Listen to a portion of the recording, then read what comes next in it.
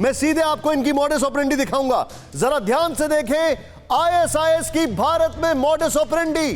TV9 Bharatvarsh आपके सामने ये एक एक खुलासा करने जा रहा है। जरा ध्यान से देखें इनकी मॉडस ऑपरेंडी, ध्यान से देखें कहां कहां कौन कौन से राज्यों में ये हैं। भारत में ठिकाने महाराष्ट्र, केरल, तमिलनाडु, तेलंगाना, आंध्र प्रदेश, पश्चिम बंगाल, असम, ये हैं इनके ठिकाने। और आईएसआईएस की मॉडस ऑपरेंडी 95% जो रिक्रूटमेंट होता है वो ऑनलाइन होता है। 95% रिक्रूटमेंट ऑनलाइन किया जाता है। ये देख रहे हैं आप, ये है वो राज्य और ये है वो स्ट्रैटेजी। राज्य और स्ट्रैटेजी का अनोखा तालमेल जिसको दिल्ली पुलिस स्पेशल सेल तोड़ती है, क्योंकि ये जो इलाका है ऑनलाइन, यहां पर दिल्ली पुलिस स्पेशल सेल में बहुत काबिल लोग हैं जो उस चीज को पूरी तरीके से एक्सपोज करते हैं। नेक्स्ट चेंज ओवर करें। बरगलाने के लिए किस चीज का इस्तेमाल होता है? ये देखिए आप, फेसबुक का इस्तेमाल होता है, व्हाट्सएप का इस्तेमाल होता है बरगलाने के लिए, फेसबुक और व्हाट्सएप का। नेक्स्ट चेंज ओवर करें। भारत में आईएसआईएस आतंकी ऑपरेटिव ग्रुप में काम करते हैं। यूरोप में लोन वुल्फ अटैक को अंजाम देते हैं, लेकिन भारत में ग्रुप होते हैं। इसीलिए ये जो यूसुफ पकड़ा गया है, इस यूसुफ के पीछे, अगर संभव हो तो यहां पर आज जो आतंकी पकड़ा गया उसके शॉट्स दिखाएं। वो जो यूसुफ पकड़ा गया है, उस यूसुफ के पीछे कोई ग्रुप होगा। क्यों? क्योंकि ये ग्रुप में ऑपरेट करते हैं। भारत में सिर्फ यूरोप में लोन वुल्फ अटैक करते हैं, यानी सिंगल, किसी को चाकू मार दिया, छुरा मार दिया, कुछ भी कर दिया। अगली जानकारी और इंपॉर्टेंट है, वो देखें, ये देखें, इसकी उम्र देख के क्या लग रही है आपको? ये 1.5 पसली जो आपको दिखाई दे रहा है, क्या लग रहा है आपको? वो शॉट फिर से दिखाएं। 21 या उससे कम उम्र के युवाओं को भारत में बहकाने की कोशिश होती है।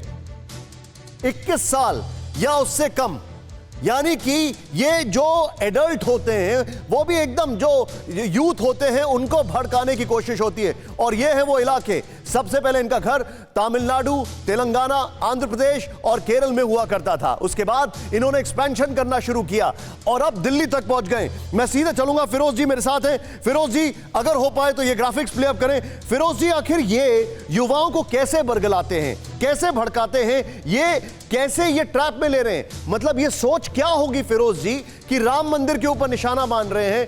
मैं आपको ये उदाहरण इसलिए दे रहा हूं क्योंकि मुझे याद है, कसवर मेरे साथ है, मैं उनके पास आ रहा हूं अभी। पाकिस्तान में जब डिमोलिशन हुआ बाबरी मस्जिद वाला, पाकिस्तान में छोटे बड़े 1000 मंदिर ध्वस्त कर दिए गए।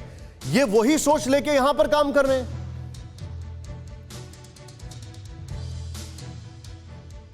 जी, मैं कुछ अर्ज करूं निशांत भाई? सर प्लीज, ये आप ही से मेरा सवाल है सर, प्लीज बताइए। हाँ, मुझे थोड़ा सा समय दें आप। गो हेड सर। हाँ, देखिए ऐसा है, मैं मनिंदर बिट्टा जी की बात सुन रहा था जी, उन्हीं का थोड़ा सा सिरा आगे लेके चलूंगा जी, कि देखिए ऐसे डरने की कोई जरूरत नहीं है, खौफ खाने की जरूरत नहीं है जी। 100, 200, 300, 400, 500 हो सकते हैं स्लीपर सेल के ऐसे लोग जो मुस्लिम बच्चों को बरगलाते हैं और उनको ब्रेन वॉश करते हैं और उनसे कहते हैं कि जब तुम शहीद होगे तो शहीद होने के बाद तुम्हें जन्नतुल फिरदौस के दरवाजे के ऊपर prophet Mohammed peace be upon him, वो आपका इस्तकबाल करेंगे, स्वागत करेंगे, आपको वहाँ 72 हूरें मिलेंगी, इस तरह की बातें करते हैं जी। तो लेकिन ऐसे जो लोग हैं, ऐसे जो नौजवान हैं, मुझे खुशी इस बात की है कि ये माइनॉरिटी में हैं, ये फ्रिंज माइनॉरिटी है, लेकिन अगर एक भी है, आपने तो 100-200 बताए हैं, वो भी खतरनाक है। और जो बात कर रहे थे सिन्हा साहब कि भाई ये चीज़ जो है, देखिए मैं बताऊं इसकी जड़ें कहाँ से आती हैं। इसकी जड़ें अक्रॉस द बॉर्डर कश्मीर से आती हैं और फिर ये फॉरेन कंट्रीज से भी आप देखिए कि आईसिस जहाँ फल फूल रही है इराक में और उसके बाद इन इलाकों में, वहाँ से भी आ रही है। लेकिन मैं आपको एक बात की गारंटी दे सकता हूँ, ध्यान से सुनिए निशांत भाई और जो लोग मुझे सुन पा रहे हैं, ये लोग कितनी ही कोशिश कर लें, हिंदुस्तान में ये लोग जड़ें नहीं जमा सकते जब तक हमारे जैसे मुसलमान यहाँ पे हैं। और मैं सल्यूट करता हूँ फिरोज सर आपको, जो सल्यूट करता हूँ, मोहब्बत करने वाले पूरे पैनल मुसलमान को हैं। दिखाइए फिरोज भाई के साथ, सल्यूट करता हूँ सर मैं आपको।